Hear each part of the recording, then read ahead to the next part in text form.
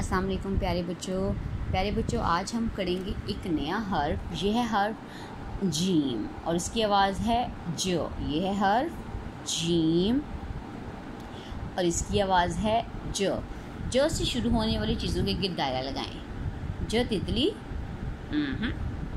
जो जूता, जी इसके गिर्द आप सर्कल लगाएंगे।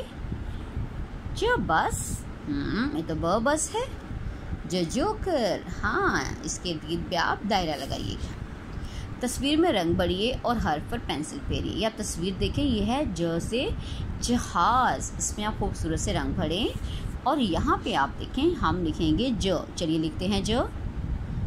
आप ऐसे बेटा ऊपर जाएंगे, छोटी सी लाइन ऊपर को, फिर सीधी लाइन बनाएं, फिर इस तरह से आप नीचे आएंगे। इसके बराबर अंडे की शक्ल में आप गोल गोल गोल गोल गोल लाइन के नीचे से होके ऊपर आएंगे इस तरह, और इसके नीचे आप लगाएंगे एक नुक्ता जो।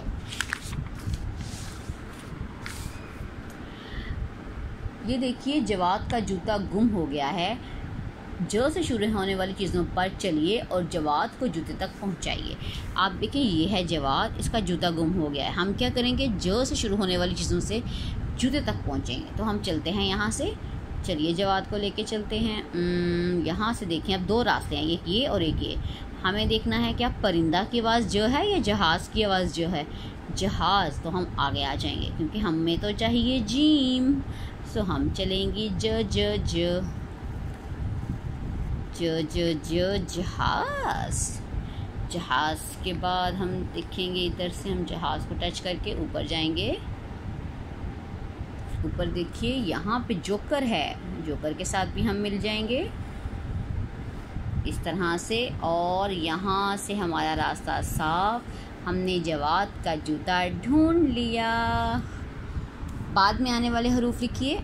आ के बाद क्या आता है प्यारे बच्चों, ब। ट के बाद स। ब के बाद प। आपने कल ही ये काम कॉपी पे किया, आपको अच्छे से आता होगा। त के बाद खुद लिखें, आ के बाद और प के बाद आप खुद लिखें, ठीक है, ताकि हमें पता चले कि आपको कितने अच्छे से आ गया है। इसके बाद आप इसकी तस्वीर मुझे व्हाट्सएप करें।